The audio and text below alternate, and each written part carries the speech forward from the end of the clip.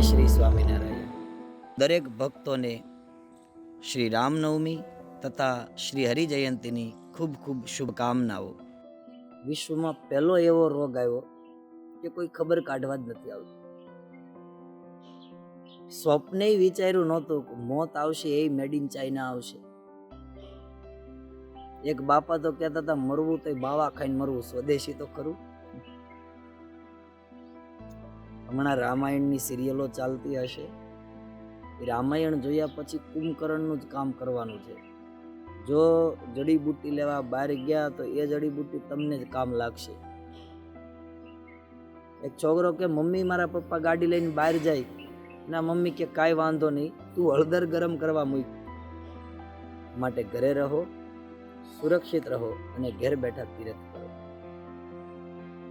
પૂજ્ય ગુરુ મહારાજ શ્રી દેવ કૃષ્ણદાસજી સ્વામીનો આજનો સુંદર સદવિચાર: મન ભરીને જીવો પણ મનમાં ભરીને લો. સમગ્ર સૃષ્ટિમાં રહેતા જીવ પ્રાણી માત્રના આચાર વિચાર અને વ્યવહારનો જો આધાર હોય ને તો એ મન છે. આ 21 દિવસના લોકડાઉનમાં 4 દિવાલની વચ્ચે ઘરમાં આપ સૌ બેસીને રહો છો. નાની મોટી ક્રિએટિવિટી કરજો, ભજન સત્સંગ કરજો, નહીતર 21 દિવસ પછી આવી પરિસ્થિતિ સર્જાશે. જુઓ,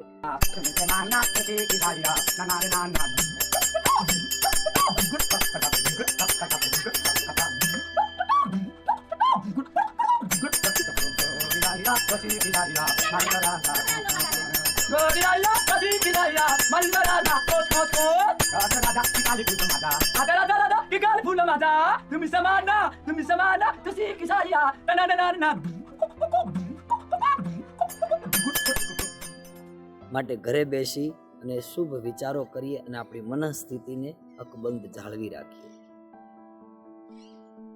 ગુજરાતીમાં ઘણી બધી કહેવતો પ્રચલિત છે. મન હોય તો માળવે જવાય, મન હોય ચંગા તો કથરોટ મેં ગંગા. આવી ઘણી બધી કહેવતો પ્રચલિત છે. ઇવન શ્રી કૃષ્ણ ભગવાને ગીતાજીમાં બહુ સરસ વાત કરી: મન એવા મનુષ્યાણામ કારણમ બંધ મોક્ષયો. બંધન અને મુક્તિનું જો કોઈ કારણ હોય ને તો એ મન છે. માણસના બાહ્ય શરીરનો બાંધો, તંદુરસ્તી અને આંતરિક સાહસ, નિડરતા, એ બધું પણ મન ઉપર નિર્ભર છે. માણસની મનઃસ્થિતિ જેટલી મજબૂત એટલો માણસ પણ મજબૂત, અને મનઃસ્થિતિ જેટલી નબળી એટલો માણસ પણ નબળો. એક મેન્ટલ હોસ્પિટલમાં એક જણાને બસ એવું ચસકી ગયેલું કે કોઈ આવીને પૂછે કે તારે જમવું છે તો કે ભ્રુમ ભ્રુમ, પાણી પીવું છે તો કે ભ્રુમ ભ્રુમ, સુઈ જવું છે તો કે ભ્રુમ ભ્રુમ. આવી એક રીલ ચડી ગયેલી. એમાં એક દિવસ ડોક્ટરે જોયું એકદમ શાંત બેઠેલો. નજીક આવીને થોડી ઘણી પ્રશ્નોત્તરી કરી. એટલે ડોક્ટરને એમ થયું કે હવે આ સાજો થઈ ગયો છે, વાંધો નથી.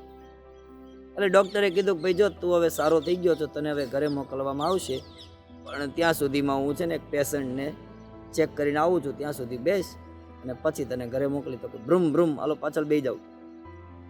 માણસ દિવસે જે કામ કરતો હોય, આખો દિવસ જે કામ કર્યું હોય ને, રાત્રે રીલ ચડી ગઈ હોય તો એ બધું સ્વપ્નમાં આવે. કાપડ વેચતો હોય તો રાત્રે જો એ રીલ ચડી જાય ને તો સૂતો સૂતો જે ઓછાડ પાત્ર હોય ને બેડ ઉપર, એ ઓછાડના લીરા કરી નાખે, લઈ જાવ 2 મીટર 3 મીટર. ક્યાંક આખો દિવસ લગ્ન કે કથા પ્રસંગે શૂટિંગમાં ગયા હોય તો વિડીયોગ્રાફર રાત્રે સૂતો હોય, જો રીલ ચડી ગઈ તો ઓશીકું લઈને આમ કરતા હોય, લોકેશન સારું છે. એક જણો તો આવ્યો ડોક્ટર પાસે, ડોક્ટર સાહેબને કીધું ડોક્ટર સાહેબ રોજ મારા સપનામાં વાંદરાઓ આવીને ક્રિકેટ રમે છે, કંઈક સારું કરો ને.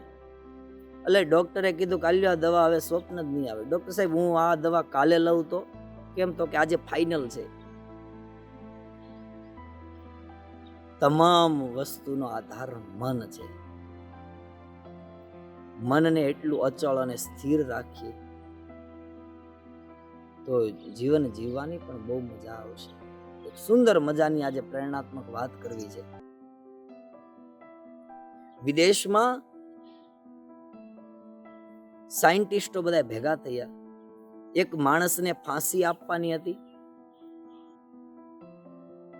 અને એ વખતે સાયન્ટિસ્ટોએ વાત કરી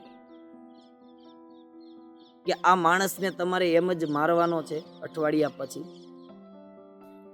તો અમને આપો, અમે પ્રયોગ કરીને મારીએ, જેથી કરીને સમાજને કંઈક નવું જાણવાને શીખવા મળે. એ માણસને જેલમાં રાખવામાં આવ્યો અને રોજ સવાર, બપોર અને સાંજ એ માણસને એવું કહેવામાં આવ્યું કે તને કોબરા નાગ કરડાવીને મારવામાં આવશે. હવે કોબરા નાગનું નામ સાંભળ્યું ને ત્યાં એ માણસ થરથરી ગયો, અંદરથી હલબલાઈ ગયો. એના કરતા મને ફાંસી આપી દો.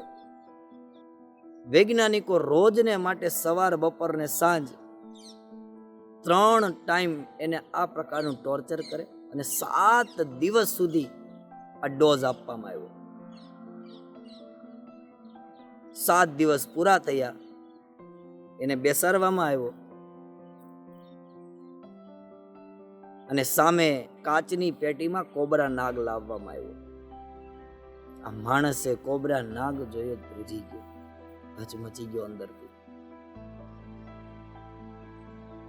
વૈજ્ઞાનિકોએ કીધું કે તું જે ભગવાનને માનતો એ ભગવાનનું નામ લઈ લે અને પછી આ કોબરા નાગ કરડાવીને તારું મૃત્યુ કરાવવામાં આવશે. એ ભગવાનને પ્રાર્થના કરી અને પછી આંખે પાટા બાંધી દીધા.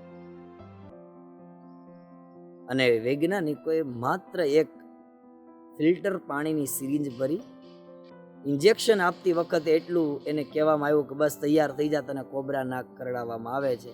એમ કરી અને ઇન્જેક્શન આપ્યું. માણસ ત્યાં ને ત્યાં મૃત્યુ પામ્યો. પોસ્ટમોર્ટમ કરવામાં આવ્યું, રિપોર્ટ આવ્યો તો રિપોર્ટમાં એવું આવ્યું કે એ માણસના લોહીના એક એક બુંદની અંદર કોબરા નાગનું પોઈઝન હતું. અને ત્યાર પછી વૈજ્ઞાનિકો એવું સાબિત કર્યું કે માણસ જે પ્રમાણે વિચાર કરે છે ને એ પ્રમાણે એની અંદરની બધી પ્રોસેસ શરૂ થતી હોય છે. માટે માણસના આચાર, વિચાર, વ્યવહાર એ તમામ પ્રકારનો જો કોઈ આધાર હોય ને તો મન છે. માટે આ લોકડાઉનની અંદર 4 દિવાલોની વચ્ચે રહી નાના મોટા સદવિચારો કરજો, સદગ્રંથોનું વાંચન કરજો, જેથી કરીને આપણી મનસ્થિતિ સ્થિર રહે અને મજબૂત રહે. અસ્તુ. જય સ્વામિનારાયણ.